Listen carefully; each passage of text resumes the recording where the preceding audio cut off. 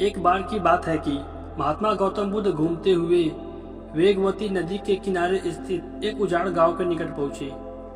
गांव के बाहर एक टीले पर एक मंदिर बना हुआ था। उसके चारों ओर हड्डियों और कंकालों का ढेर लगा था।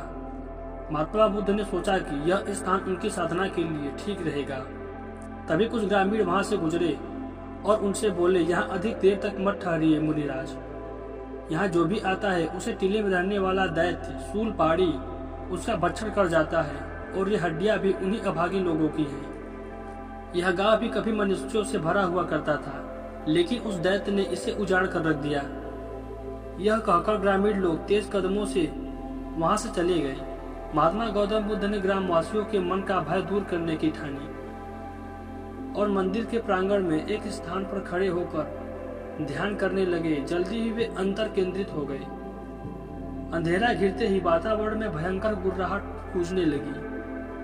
हाथ में भाला लिए शूलपाड़े दैत्य वहां प्रकट हुआ और महात्मा बुद्ध को सुलगते नेत्रों से घूरते हुए भयंकर क्रोध से गुर्राने लगा। उसे आश्चर्य हो रहा था कि उससे भयभीत हुए बिना उसके सामने खड़े होकर एक मानव ध्यान साधना में लीन है। वह मुंह से गड़गड़ाहट का शोर करते हुए मंदिर की घंटियों को हिलाने लगा। महात्मा बुद्ध न तो भयभीत हुए और न ही उनकी तंद्रा टूटी। फिर शूलपाड़ी ने अपने छल से वहां एक पागल हाथी प्रकट किया। हाथी महात्मा बुद्ध को अपनी पैनी सूंड चुभोने लगा, फिर उन्हें उठाकर चारों ओर घुमाने लगा। फिर भी महात्मा बुद्ध पर कोई प्रभाव न पड़ा तो वह एक भयानक राक्षस का रूप धारण कर लिया।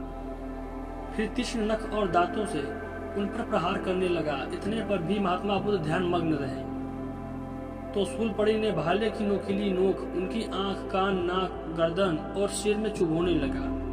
लेकिन महात्मा गौतम बुद्ध ने शरीर से बिल्कुल संबंध विच्छेद कर लिया था, अतः उन्हें जरा भी दर्द का अनुभव नहीं हुआ। यह सहनशीलता की पराकाष्ठा थी जो केवल एक सन्यासी में ही हो सकती है। शूलपाड़ी समझ गया कि यह मनुष्य निश्चित ही कोई दिव्य प्राणी है। वह भय से थर्राने लगा।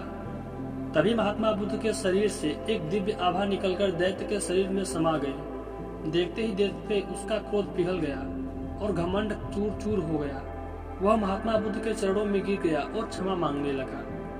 महात्मा बुद्ध ने नेत्र खोले और उसे आशीर्वाद देते हुए करुणापूर्ण स्वर में बोले, शूलपाड़ी, क्रोध से क्रोध की उत्पत्ति होती है और प्रेम से प्रेम की। यदि तुम किसी को भयभीत न करो तो तुम क्रोध से सदैव मुक्त रहोगे। इसीलिए क्रोध की विष बेल को नष्ट कर दो। शूलपाड़ी के नेत्र खुल गए और उसका जीवन बदल सा गया।